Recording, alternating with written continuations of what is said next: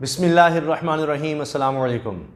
आखिरकार सऊदी अरब ने भी हथियार डाल दिए हैं और इसराइल का एक बहुत बड़ा मुतालबा मान लिया है और इसराइल को इजाज़त दे दी है कि वो सऊदी अरब की एयर स्पेस इस्तेमाल कर सकता है। अब इसराइल के जहाज़ आ जा सकते हैं, सऊदी अरब की एयर स्पेस से गुज़र सकते हैं, इसको इस्तेमाल कर सकते हैं आज़ादाना तौर पर। और ये तारीख़ में पहली दफ़ा ये हुआ है कि सऊदी अरब ने इजाज़त देती है इसराइली जहाज़ों को अपनी एयर स्पेस इस्तेमाल करने की। क्यों ऐसा हुआ? क्यों मोहम्मद बिन सलमान को हार माननी पड़ी है? ये बहुत बड़ा सवाल है। इस बारे में हम बात करते हैं, लेकिन उससे पहले ये भी जान लीजिए कि ये सिर्फ सऊदी अरब ही नहीं है, बहरीन ने भी ये चीज़ मान ली है। सऊदी अरब को जब मजबूर कर दिया गया कि वो इसराइल को एयर स्पेस की इजाज़त दे दे, तो उसके फ़ौरन बाद बहरीन की बारी आ गई। बहरीन ने भी फिर मान लिया कि ठीक है जनाब, इसराइल के जहाज़ हमारी एयर स्पेस भी इस्तेमाल कर सकते हैं, हमारी हुदूद से भी गुज़र सकते हैं, बहरीन के ऊपर से जब चाहें इनके कमर्शियल जो जहाज़ हैं वो आ जा सकते हैं। अब ये बात जब कही गई है तो ये यानी ज़ाहिर है कि मुश्किल होता है इस चीज़ को मानना और तस्लीम करना। तो ये यूएई के हवाले से कह दिया गया जी, यूएई में जो जहाज़ भी आ रहा है जा रहा है वो बिल्कुल आ जा सकता है। वो इसराइल के बारे में ही वाज़े तौर पर चीज़ें नहीं कही जाती, लेकिन है यही बात। और सब जगहों पर यही हेडलाइंस चल रही है कि जी सऊदी अरब ने भी और फिर बहरीन ने भी इसराइल को इजाज़त दे दी है अपनी एयर स्पेस इस्तेमाल करने की। मगर साथ ही सऊदी अरब के वज़ीर ख़ारजा फैसल बिन फरहान ने ये कहा है कि जो हमारा कहना है फ़लस्तीन के हवाले से उस पर कोई फ़र्क नहीं पड़ता। अब ये बात कई और ममालिक भी कह रहे हैं, अरब ममालिक। मिसाल के तौर पर कहने को तो बहरीन भी ये कहता है कि जी बिल्कुल सही है, 2002 में जो अरब मुआहिदा हुआ था अरब ममालिक के दरमियान कि 1967 की जंग के बाद जो इलाके इसराइल ने कब्ज़े में लिए हैं वो इलाके खाली करे और मशरक़ी बैतुल मक़दस को फ़लस्तीन के हवाले किया जाए और फ़लस्तीन को आज़ाद रियासत तस्लीम करते हुए ये इलाके उसके हवाले किए जाएं, तो फिर ही हम इसराइल को मानेंगे और उसके साथ हालात बेहतर करेंगे। लेकिन इस सब के बग़ैर ही यूएई ने तस्लीम कर लिया और उसके बाद जब ये मुआहिदा हो गया यूएई और इसराइल के दरमियान, तो फिर जैरेड कुशनर दामाद हैं अमरीकी सदर के और मुशीर भी हैं, वो गए पहली कमर्शियल फ़्लाइट पर यूएई गए इसराइल से और उसके बाद उन्होंने मोहम्मद बिन सलमान से मुलाकात की। मोहम्मद बिन सलमान से मुलाकात के हवाले से जो स्टेटमेंट आई वो ये कि बामी दिलचस्पी के अमूर पर बात हुई है और ये सारे मामलात हुए हैं। मगर साथ ही इसी के साथ साथ ये ख़बरें भी चल पड़ी कि सऊदी अरब ने इसराइल को अपनी एयर स्पेस इस्तेमाल करने की इजाज़त दे दी है। अब ये क्या हो रहा है? बहरीन भी आ गया, सऊदी अरब का मैंने आपको बता दिया, अभी मैं ओमान के हवाले से आपको बताऊँगा। वो इसलिए कि इसराइल के वज़ीर-ए-आज़म बेंजामिन नेतन्याहू ये बात कह चुके हैं, बड़े वाज़े तौर पर कह चुके हैं कि कई अरब ममालिक के साथ हमारे खुफिया ताल्लुकात, खुफिया मालूमात, खुफिया मुआमलात, खुफिया मुज़ाकरात ये सब चल रहे हैं, खुफिया चल रहे हैं। तो यानी आने वाले दिनों में कई रियासतें, कई अरब रियासतें मानती चली जाएंगी इसराइल की बातें। क्यों ये मानना पड़ रहा है? इसराइल के मुतालबात क्यों माने जा रहे हैं? जब 2002 में कह चुके जी इन पर अमल किए बगैर हम कभी भी इसराइल को तस्लीम नहीं करेंगे, सब ने एग्री कर लिया। अब एक के बाद एक ढेर क्यों हो रही है रियासत? उसकी वजह मैं आपको बताता हूँ, और उससे पहले ये सुन लीजिए कि कुवैत अमीर तरीन मुल्कों में था दुनिया के, आबादी के लिहाज से इतनी अब कम आबादी और इतना पैसा, उसका हाल ये हो गया है कि कुवैत का ख़जाना तेज़ी से खाली हो रहा है। सऊदी अरब का भी ख़जाना तेज़ी से खाली हो रहा है। चूँकि तेल की कीमतें इतनी नीचे आ गई हैं, आहिस्ता आहिस्ता तेल पर इन्हिसार दुनिया का उस तरह नहीं अब रहा, रिन्यूएबल एनर्जी की तरफ दुनिया आ रही है, ये भी मामला है। फिर मिसाल के तौर पर जो सबसे ज़्यादा तेल इस्तेमाल करने वाला मुल्क था अमेरिका, अब वो खुद कफ़ील हो चुका है, वो बरामद करने लग गया है।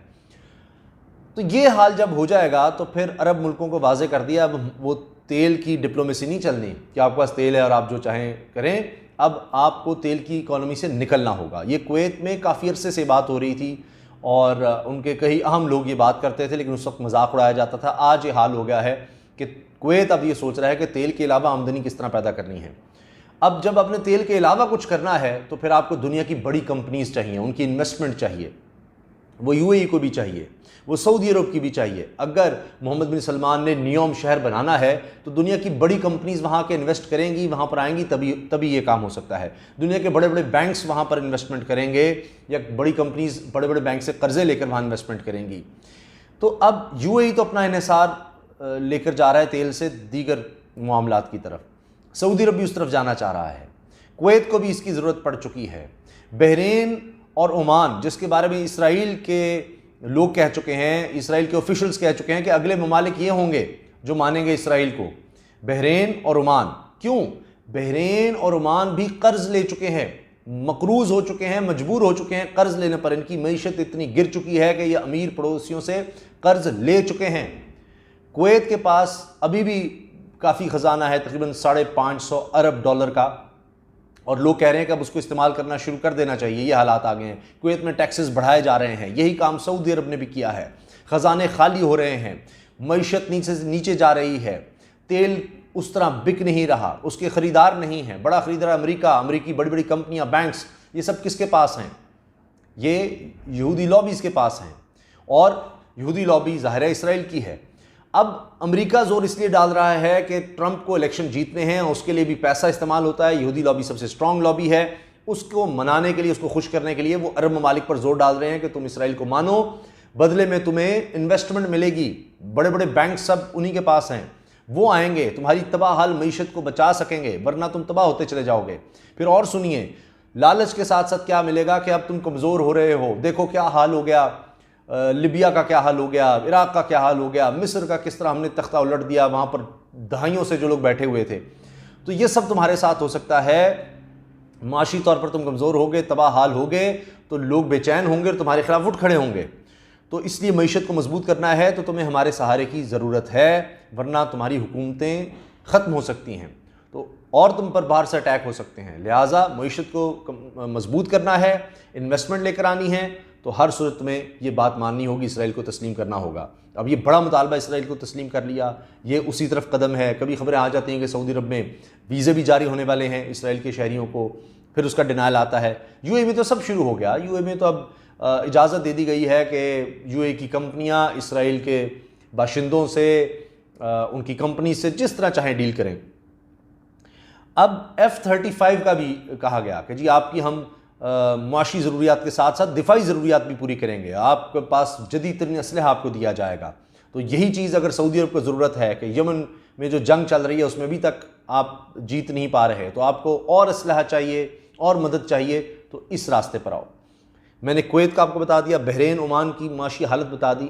तो जब मईशत कमज़ोर होगी तो ये हाल होगा कि आप फिर उस तरह डिसीजन नहीं ले सकते, और आपको खौफ होगा कि लोग आपका साथ नहीं देंगे। माशी जब बदहाली आएगी, सऊदी अरब में आप देखें कितने टैक्स बढ़ते चले जा रहे हैं, तो बड़ा मसला खड़ा हो जाएगा। बहरीन में सुनिए, यूएस नेवी का 5th फ्लीट मौजूद है, बेस है वहाँ पर, ब्रिटिश नेवल बेस बहरीन में है। तो इतने तो पंजे गाड़ चुके हैं इन ममालिक में ये यहूदी लॉबी के लोग, या अमेरिकन या ब्रिटिश, जो उनको मानते हैं, उनके साथ बड़े अच्छे ताल्लुकात हैं इसराइल के साथ। अब ये देखिए कि क्यों ये कहते हैं कि जी पाकिस्तान अकेला एक तरह से खड़ा है। कहा जाता है कि जी वो फ़लस्तीन है और उस मामले पर खड़ा है। जब इमरान खान साहब ने फिर कह दिया कि अगर हम फ़लस्तीन के मामले से पीछे हट गए, फिर कश्मीर का किस तरह होगा, तो ये पाकिस्तान ही है कि जो खड़ा है। और किसी ने बड़ी ज़बरदस्त बात कही कि हम गरीब ज़रूर हैं लेकिन बेशरम नहीं। तो ये जहाँ जहाँ मुसलमानों पर जुल्म होता है, पाकिस्तान उसकी आवाज़ उठाता है। तो आप किस तरह सोचेंगे कि ये ममालिक जो अपने उस खित्ते में जिसके एग्रीमेंट्स इन्होंने किए हुए बराह रास्त इन पर उसके असरात आते हैं कि 1967 में इसराइल ने कई अरब ममालिक को इतनी तबाही का शिकार किया और कई इनके मसाइल हैं, वो इसराइल के ख़िलाफ़ खड़े नहीं हो पा रहे, वो फ़लस्तीन के हक़ में खड़े नहीं हो पा रहे, तो वो कश्मीर के हवाले से क्या बात करेंगे। वो तो कहते हैं कश्मीर तो चले हमसे दूर है। तो आप अंदाज़ा लगाएं, ये है पाकिस्तान का स्टांस, ये है पाकिस्तान कि किस तरह वो खड़ा है, डटा है अपने उसूली मौक़िफ़ पर। तो ये इतना आसान काम नहीं होता ये सब दबाव को बर्दाश्त करना, जब आपके हुक्मरान इस तरह हों कि जी उनके लिए बड़े मसाइल हो सकते हैं, तो लिहाजा फिर उनको इस तरह के फ़ैसले लेने पड़ते हैं। तो एक के बाद एक मुल्क ऐसे लग रहा है कि इसराइल के मुतालबात के आगे ढेर हो रहा है, आहिस्ता आहिस्ता उस तरफ बढ़ रहा है, एक के बाद एक। ज़ाहिर है शुरू में ये चीज़ आएगी, एकदम तो नहीं हो सकता, क्योंकि उसके भी नुकसानात हो सकते हैं। अवामी राय बड़ी ख़िलाफ़ हो सकती है कि अचानक से आपने इसराइल को कैसे तस्लीम कर लिया, जबकि हमेशा एक बात कहते रहे कि हम इसराइल को इस तरह तस्लीम नहीं कर सकते। तो ये ताकतवर के आगे खड़ा होना बड़ा मुश्किल होता है।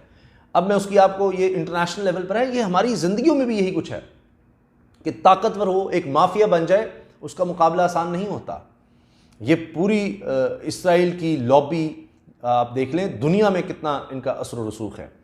अब मैं आपको पाकिस्तान की छोटी सी मिसाल देता हूँ, छोटी सी मिसाल पाकिस्तान के ताकतवर की। ये शख्स है जी, ये ताहिर रज़ा बुखारी, ये DG औकाफ है, 20वें ग्रेड का ये है मुलाजिम सरकारी। किस तरह ये आया, किस तरह लगा हुआ है, पूरा एक माफिया को चला रहा है। सूबाई वज़ीर इसके बारे में लिखता है, लेकिन कि जी ये माफिया का सरगना है, ये बड़ा जुल्म कर रहा है, ये हर तरह के गलत काम करता है, इसको कोई नहीं हटा सकता, ये गलत तरीके से आया, सब कुछ सूबाई वज़ीर तहरीक इंसाफ का कहता है, लेकिन इसको कोई नहीं हटा सकता। उल्टा ये कंपेन इसने शुरू कर दिया कि जी मैं तो सूबाई वज़ीर को हटा दूंगा। वो क्या चीज़ है, यानी जिसके अंडर ये है, ये सरकारी मुलाजिम है। और आप अंदाज़ा लगाएं कि पंजाब की सूबाई हुकूमत कितनी बेबस है माफिया के आगे, जिसको ये चला रहा है, कि सूबाई वज़ीर इत्तलात व नशरियात जनाब फ़याज़ुल हसन चौहान साहब को इसके हक़ में बयानात जारी करने पड़ते हैं कि जी जो मीडिया में बात आई कि ये शराब पीकर दफ्तर आता है, ये बात गलत है। और फिर ये कि इसके ख़िलाफ़ कोई महकमाना कार्रवाई की दरख्वास्त नहीं आई, वो दरख्वास्तें भी मौजूद हैं मेरे पास, उनकी कॉपियाँ मौजूद हैं। फिर ये कि अच्छा जी शराब पीकर दफ्तर नहीं आता, तो बाकी जो इल्ज़ामात उसमें लगाए गए उसका उन्होंने कुछ नहीं कहा, जो सूबाई वज़ीर ने इस शख्स पर इल्ज़ामात लगाए। तो क्यों? क्योंकि ये अब इतनी जड़ें पकड़ चुका है, एक माफिया बन चुका है, तो ये आसान नहीं होता, ये काम आसान नहीं होता। लेकिन ये भी है कि डटे रहना चाहिए। और आखिर कब तक, इसकी अगर हम बात करेंगे तो इस पे नोटिस ले सकते हैं, वो काम वज़ीर आज़म तक बात पहुंचेगी और वो नोटिस लेंगे तो फिर देखिए दूध का दूध पानी का पानी हो जाएगा। तो ये बात है कि जी अगर हम अपनी ज़िंदगी से मिसालें देखें हमें मिल जाएंगी। हमारे इर्द गिर्द जो शख्स ताकतवर होगा वो ताकत के जोम में ज़ोर डालता है कि मेरी बात मानो। तो आज इसराइल, अमेरिका अपना ज़ोर लगा रहे हैं, और चूँकि मुस्लिम ममालिक कमज़ोर हो चुके हैं, इसलिए उनके लिए मुश्किल हो गया है कि उनको उस तरह रेजिस्ट कर सकें। दुआ में याद रखिएगा। इजाज़त दीजिए। अल्लाह हाफ़िज़। पाकिस्तान ज़िंदाबाद।